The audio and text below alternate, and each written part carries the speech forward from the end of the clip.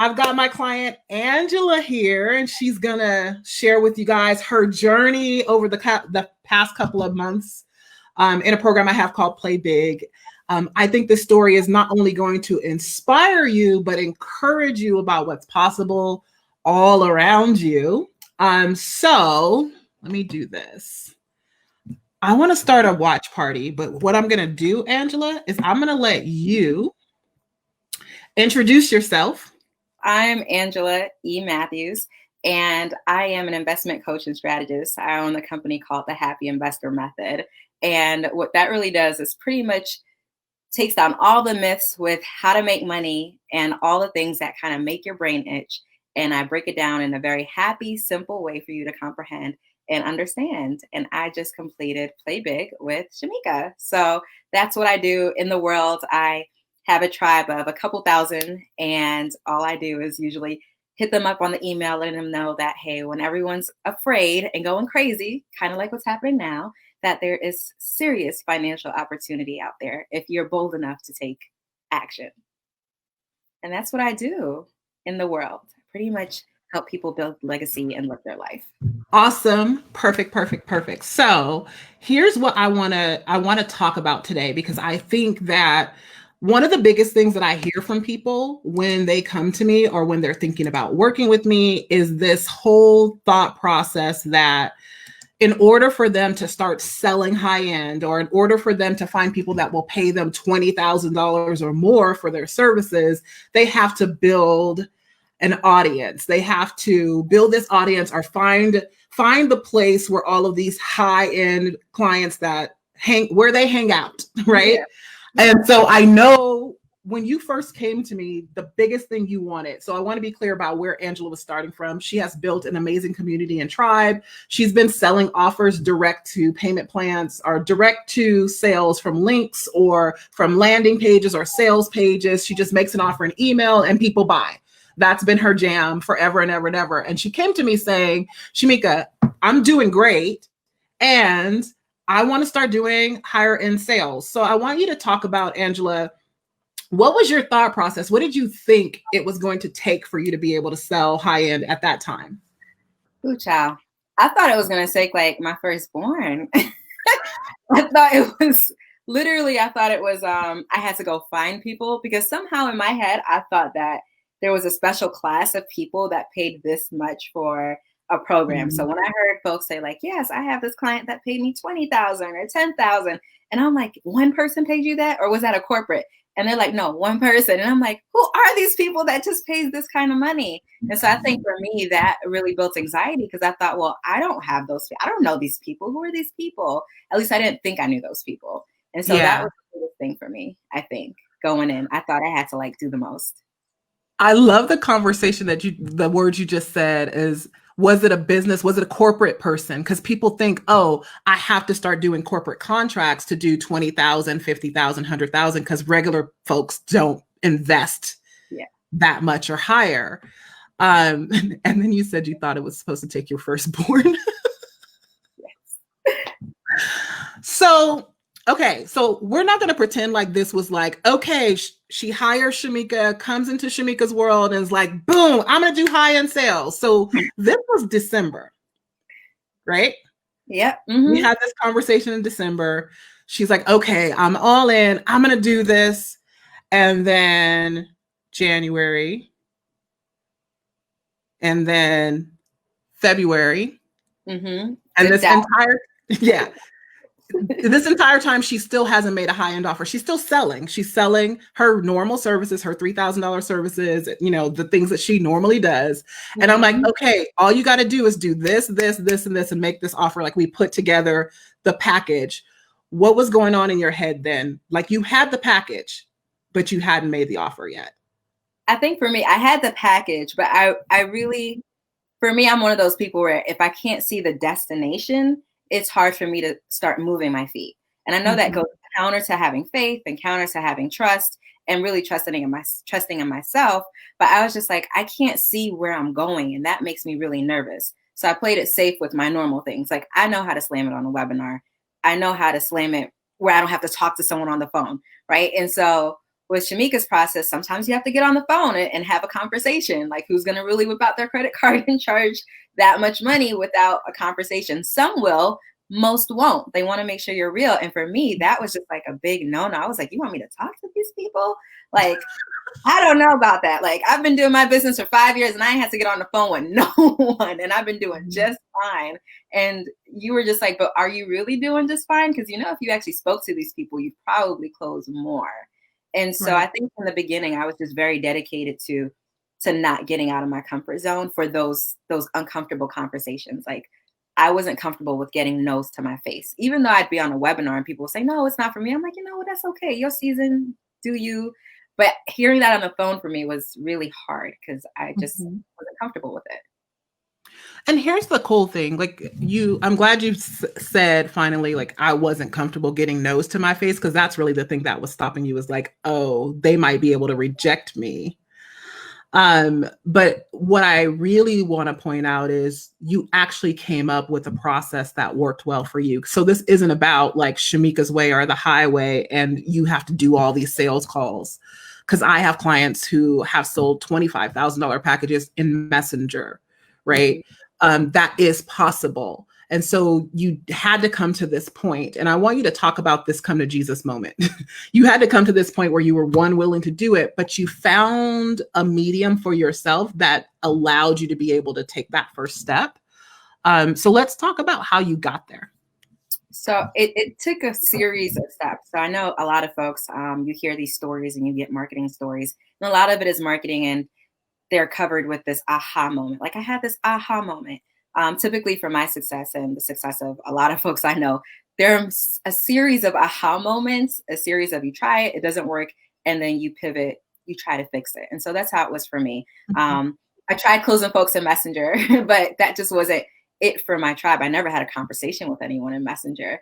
And so I'd have to friend request them, or it was just so over the top complicated for me, in the sense that they were also confused because I was confused. And so people kind of mirror your posture. And so I found that folks were mirroring my posture that way. And wait, hold on. Before you move on, I want you to say that again. People kind of mirror what? People mirror your posture. Yeah. So however you show up to the conversation, they're going to mirror that back to you. If you're uncertain, they're going to be uncertain. If you don't think you can get the job done, they're going to think you can't get the job done.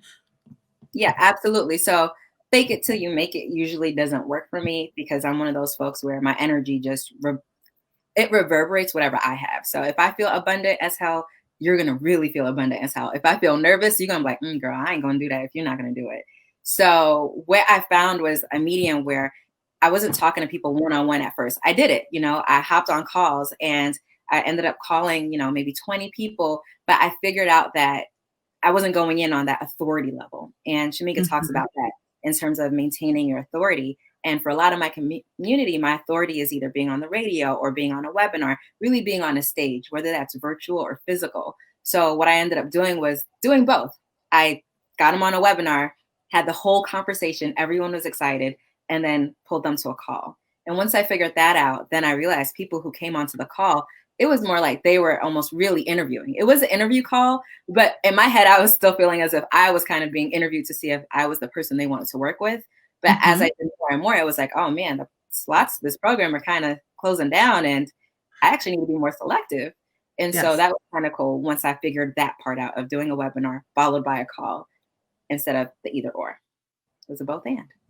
So I want to back up. So, that's the process of you figuring out what works for you. And it wasn't really a webinar. So I want to make sure you guys understand that. She did a call where she told them, hey, I'm going to be introducing this new program. Show up to this call, and I'm going to explain to you the way that this program works. And then she opened the doors to the program. So it wasn't like a webinar where, like, traditionally what you would see or sign up for. She just found a way to tell a massive amount of people at one time about the offer. And then she would be able to select the people that she had the conversation with, because she already gave them the criteria for the program, which I thought you did masterfully well. And it's also a way of doing it that you've done in the past. You just never thought about doing it for this level of program. And so where I want to back up to now, just so that we can get super clear on this, is the level of the program. Because every single time I do a case study about a client who's had a 6-figure week, 6-figure day, 6-figure whatever, people are like, well, what do they do? Because I'm pretty sure what they do precludes me from, they do something special that allows them to tap into that, or where's their business? And so, or, how long? So we think 20,000, oftentimes we think, oh, that's a year. Some people, they might be thinking, oh, I might have to do something for 2 years, or I might have to do a whole lot of stuff. So I want to get really, really clear on what Angela has. She's got a 20K program.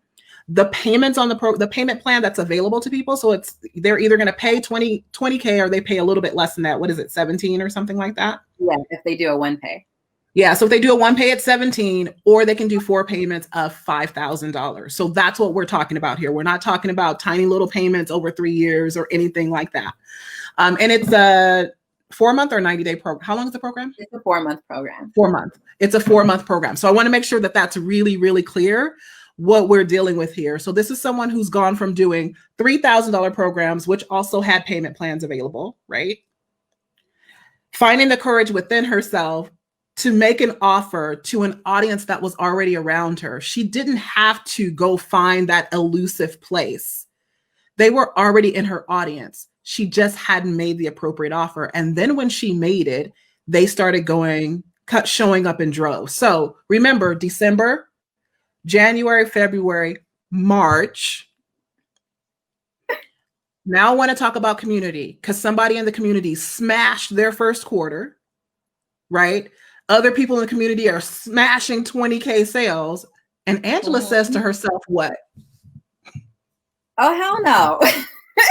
I did not invest in myself to be around these folks, like to not show up. Like it was one of those moments where it's like, all right, it's either go time or you're just going to stop doing it, or you're not going to play at all. It's time to sit down or time to go.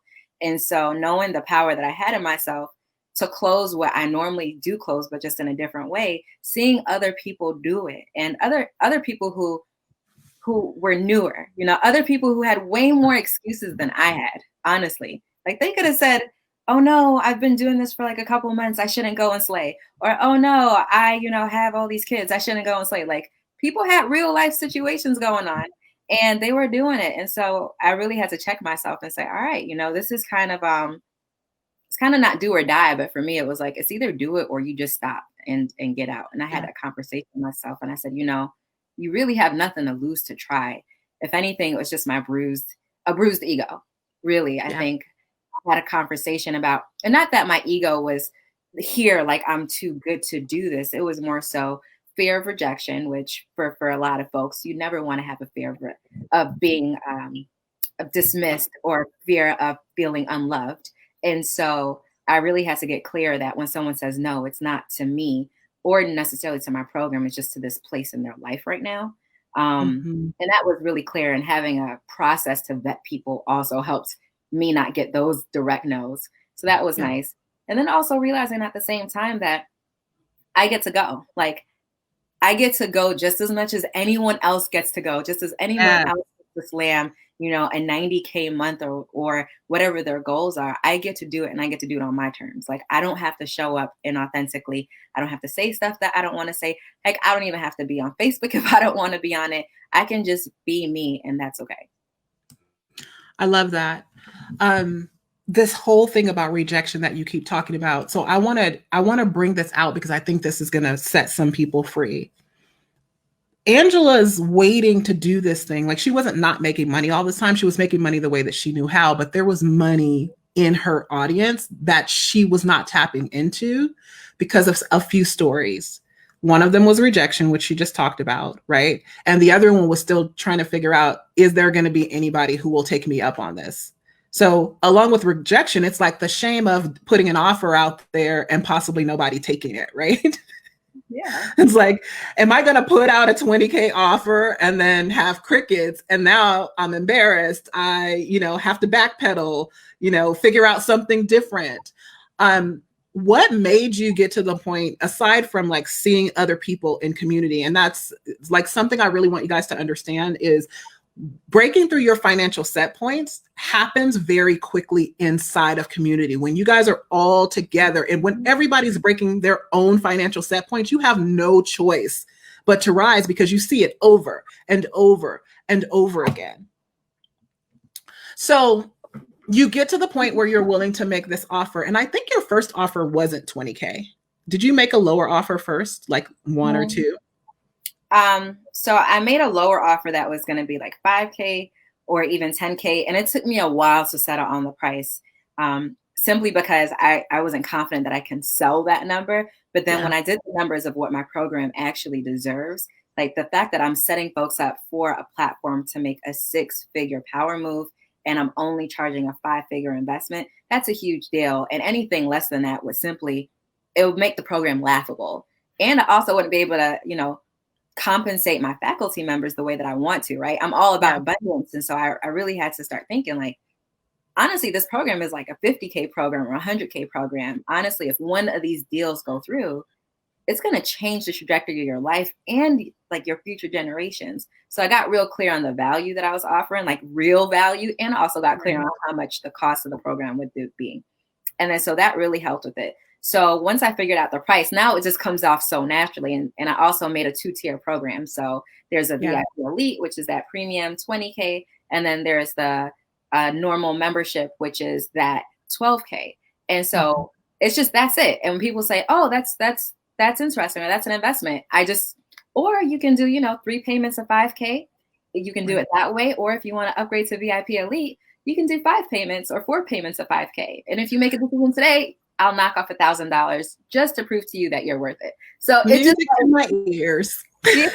And then people are like, oh, that's doable. Like, oh, just 5K. And I'm like, yeah, well, once it's up against, 20 or 25,000, when you hear 5K, it really isn't that big of an iceberg that some Yeah. folks get stopped with.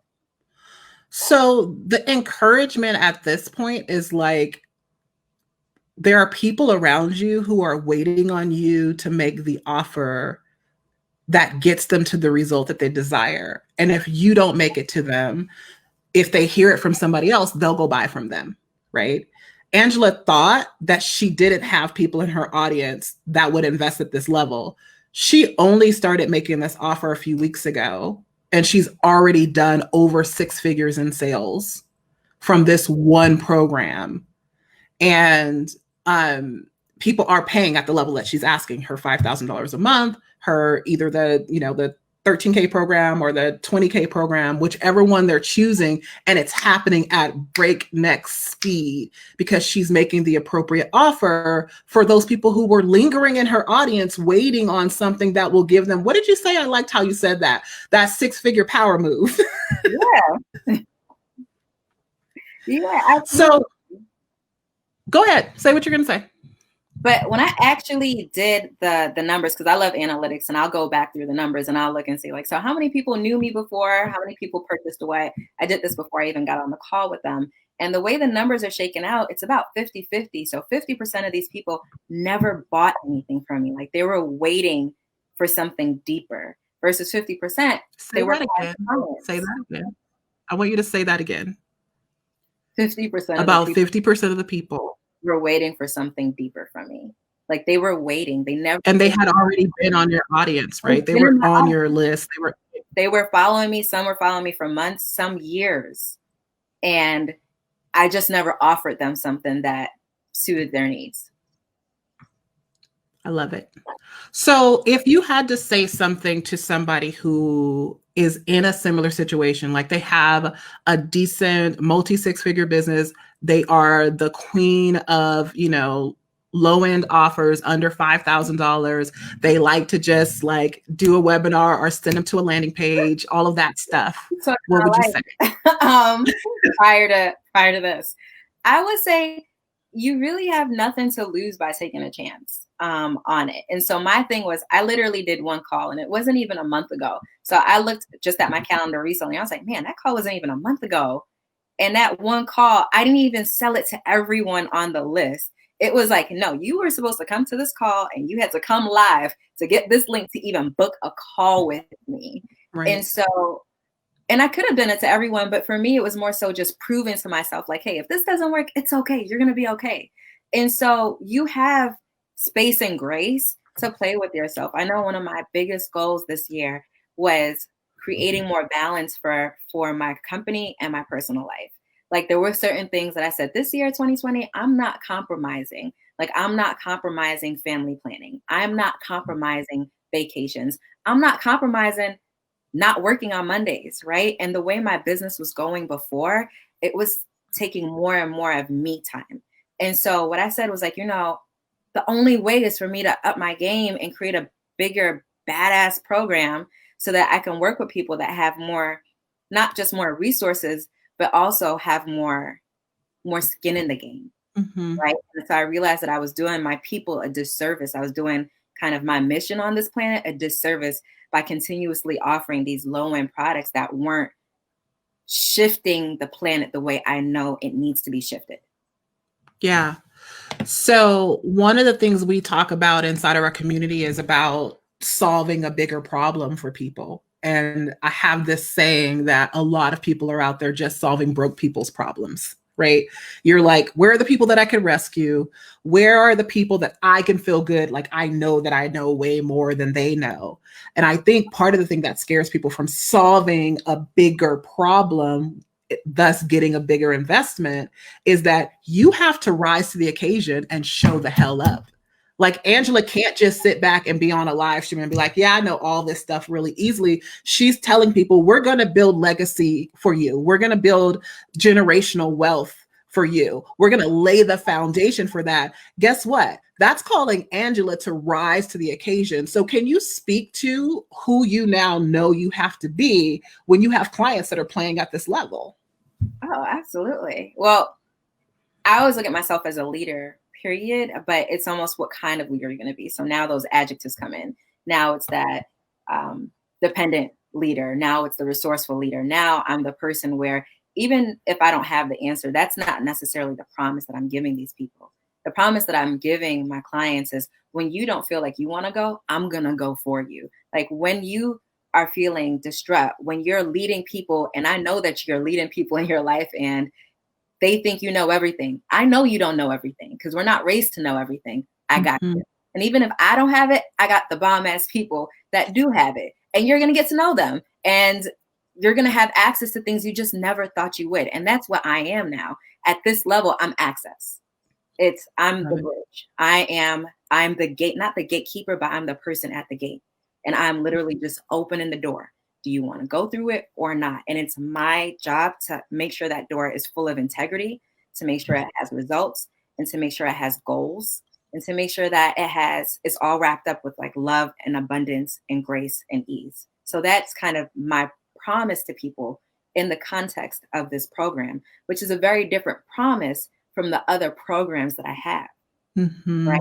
Because at the level that those folks, my other programs, the level that they're investing in, they get more than what I have, but that's not my commitment. Is not to be the gatekeeper of access to like your life and your legacy. That's just a bit much. But at this level, it's my honor to do it. I love it. I love it. I love it. She just said something that I hope you guys caught. She said, at this level, it's my honor to do it. Solving bigger problems causes you to raise the level of the game that you're playing and to actually be the answer that you're meant to be in the world. You stop playing small and you show the hell up. And that's what she's doing. She's actually changing people's lives, not giving them a taste of what a changed life would look like. And that's all because she decided to solve a bigger problem and put a bigger price tag on it, let's be honest, because in order for her to solve that bigger problem, it had to come with a bigger price tag. And I'm really glad that you shared how you got crystal clear that there's no way that I can deliver this at the level that I want to deliver it, with the faculty members that you have, with the way that you want to show up for people and not charge the appropriate pricing. Because most people, let's face it, what I see is that most people are grossly undercharging to the point that they can't even deliver the service to the degree that they want, or the service is actually, what do I want to say? The service is actually being delivered, but they're pulling money out of their pocket to make sure it happens. Like I see programs with live events tied to them and they're like $2,000. Well, the live event itself is going to cost you, X amount of dollars. So you got to think about that. You've got taxes to pay. You got to pay yourself. You got marketing in your business. There's so many things that you have to think about. And, I can almost go to the point to say that most service providers, when it comes to your hands-on offers, and this is not the truth for everyone, but I want you to understand this. If you're not doing high volume, right? Your main service when you're hands on with people, $10,000 is probably the minimum you want to be at in order for you to be able to deliver world-class service, and be able to pay yourself and not be in the hole. So I'm thinking, if you were to just share with people like 3 of your top tips for getting themselves to the point where they had the courage to raise their rates and raise the level of the game they're playing, what would you share with them? So I say the number one advice, and this is not in any specific order. They're all 3 probably just as valuable. But the number one thing I think you should do is say screw it. Like actually think of all the bad things that can happen. Literally indulge yourself for 5 minutes. Think of it and just say screw it. I'm just gonna do it. Like once I realized like getting the no's, yeah, it sucks. And there were some tough conversations I had, and I told Shameca as my coach, there were times when I was on sales calls when I really needed to be with family. And there were times, and it ended up being my most profitable day in my business. However, sometimes I just made a note to myself, you know what? Better be worth it though. And that's okay. So once you say screw it, then you have to make the decision, second thing, to actually do it. Right. And so I made a decision to show up, and the decision may not show fruit right away. So I made the decision that I was going to create this program back in December. Right. It is May.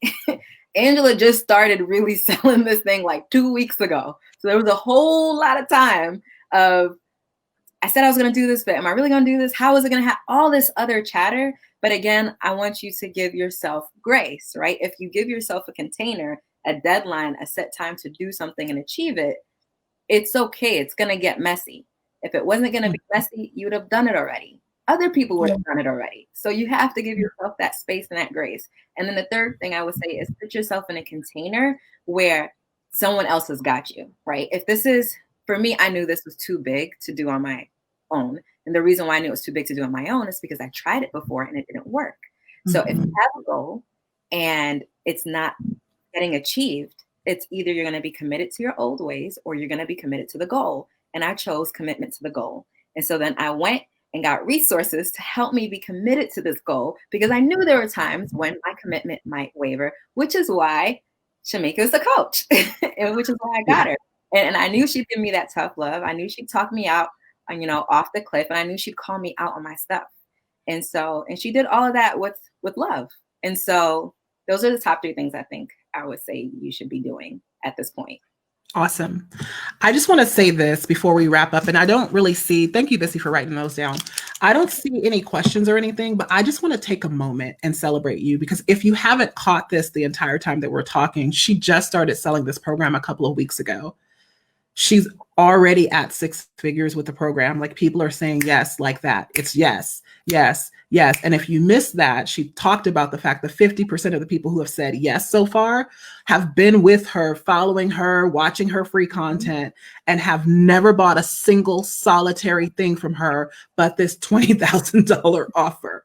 And so I want you to understand that your high-end clients, your clients who are looking for bigger, better, bolder, more badass results and a bigger, better, bolder promise, are all around you. They're waiting on you to rise to the occasion. Here's what I want to do for you. I want to celebrate you. Oh.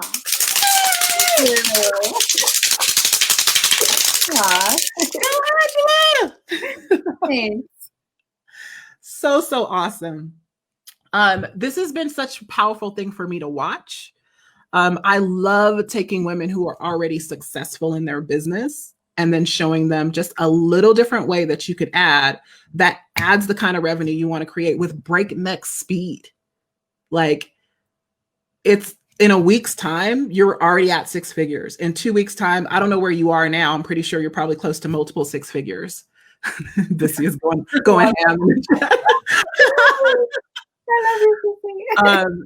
And so it's not that you're changing the way that you're doing business. You just got to add something that adds a little more grace and ease to what you were currently doing. Because before it was like, oh, I'm launching a program, and you got to go through the launch of the program, put out the emails, do all the things. Now it's like, oh, let me just do a call to action for people who are at this level. And if 5 people say yes, you're at 6 figures.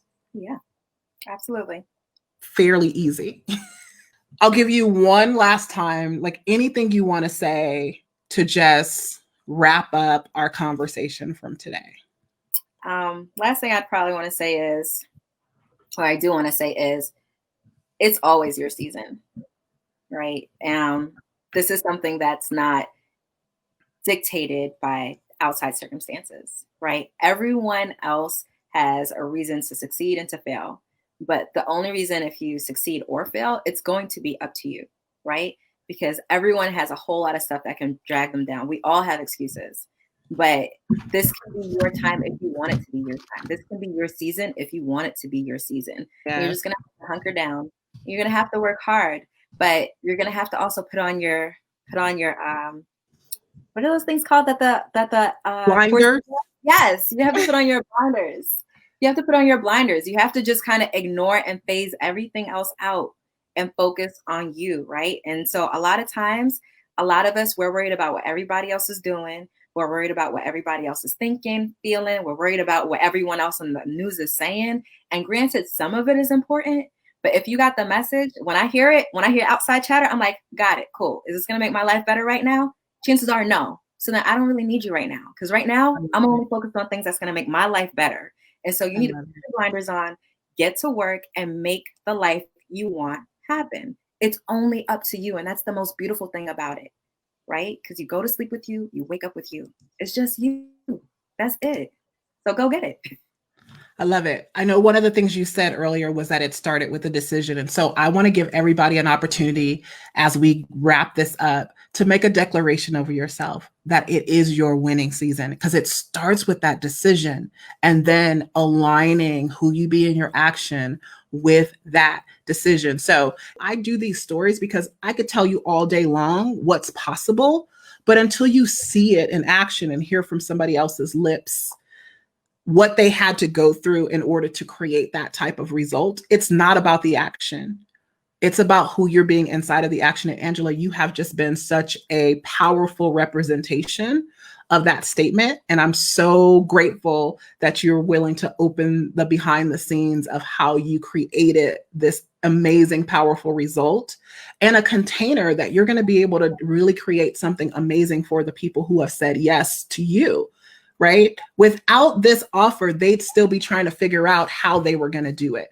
You gave them the way and you had the courage to give them the way. So I applaud you for that. And I thank you for being here with us today. All right, guys, we're going to take off. It was fun hanging out with you, and I'll see you guys next time. Bye.